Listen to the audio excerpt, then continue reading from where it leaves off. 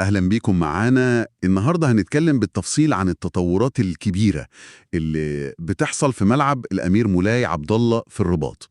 المعلومات اللي عندنا بتقول إن في شغل كبير بيحصل هناك استعدادا لأحداث جاية مهمة زي أفريقيا 2025 وكأس العالم 2030. أهلا بيك، ومظبوط جدا، المشروع ده فعلا حيوي. الواضح إنه مشروع ضخم قوي، واللي لافت للنظر كمان السرعة. يعني يلا بينا نفصص الموضوع ده أكتر. بالظبط، هو مش مجرد تجديد وخلاص، لا ده جزء أساسي من استعدادات المغرب للبطولات دي، وده بيورينا رؤية البلد للبنية التحتية الرياضية. طيب نبدأ بالوقت. الجدول الزمني ده بصراحة يعني مش طبيعي.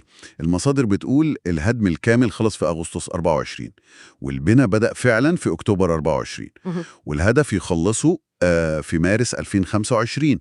بنتكلم في 8 شهور. إزاي ده ممكن؟ هي فعلا سرعة غير عادية، بس النقطة المهمة هنا يعني إن السرعة دي ما كانتش اختياري، دي كانت ضرورة عشان يلحقوا المواعيد بتاعة البطولات الدولية.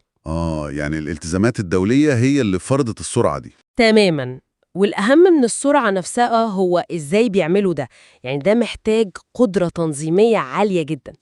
بنتكلم عن تنسيق سلاسل إمداد معقدة، آلاف العمال شغالين، مراحل كتير في المشروع شغالة مع بعض في نفس الوقت. طب هل السرعة دي ممكن يعني تيجي على حساب الجودة أو الأمان؟ ده طبعاً سؤال مهم جداً. المعلومات بتقول إن في رقابة ومتابعة دقيقة جداً عشان يضمنوا الجودة والسلامة ماشيين مع السرعة، وخصوصاً إن معايير الفيفا اللي هم ملتزمين بيها صارمة قوي في النقطتين دول، فالتحدي هو التوازن بين الاتنين. تمام. طيب نخش على مواصفات الملعب الجديد. إيه اللي اتغير؟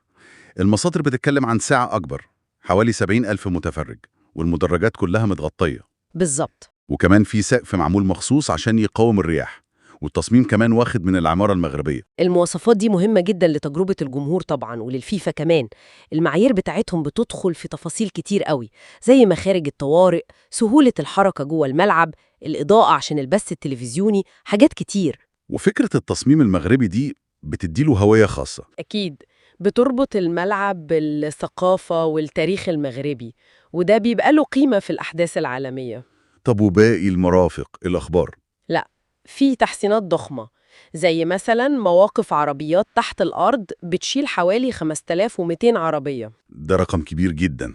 طبعا بيحل جزء كبير من مشكلة الزحمة واللوجستيات وقت الماتشات الكبيرة، وكمان نظام مراقبة بالكاميرات متطور جدا، مئات الكاميرات عالية الدقة، ده اللي أبان طبعا. مفهوم. ده غير بقى المرافق الصحية، غرف تغيير الملابس، كل الخدمات دي لازم تبقى على أعلى مستوى عالمي عشان استضافة حدث زي كأس العالم. في نقطة تانية لفتت نظري في المصادر، الجانب الوطني للمشروع.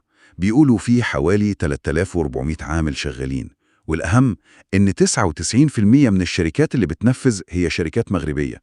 النقطة دي مهمة قوي وليها كذا بعد. إيه هي الأبعاد دي؟ أولاً، التأثير الاقتصادي المباشر، استثمارات بتدخل للشركات المحلية وفرص عمل بالآلاف. ثانياً، ده بيبني خبرات وقدرات وطنية في مجال صعب زي بناء المنشآت الرياضية العملاقة دي. ثالثاً بقى، وده مهم نفسياً ومعنوياً، إنه مصدر فخر وطني بيثبت إن الكفاءات المغربية قادرة تنفذ مشاريع بالضخامة والجودة والسرعة دي. فعلا. والمصادر ذكرت كمان إن في كلام عن طموح لدخول الملعب موسوعة جينيس للأرقام القياسية. وده بيكمل الصورة، يعني المشروع مش مجرد ملعب وخلاص، لا ده رمز للإنجاز والطموح. فلو حبينا نلخص يعني أهم نقط من المصادر: أولاً، سرعة الإنجاز القياسية دي كنموذج إداري وتنفيذي. ثانياً، المواصفات العالمية اللي بتلبي أعلى المعايير.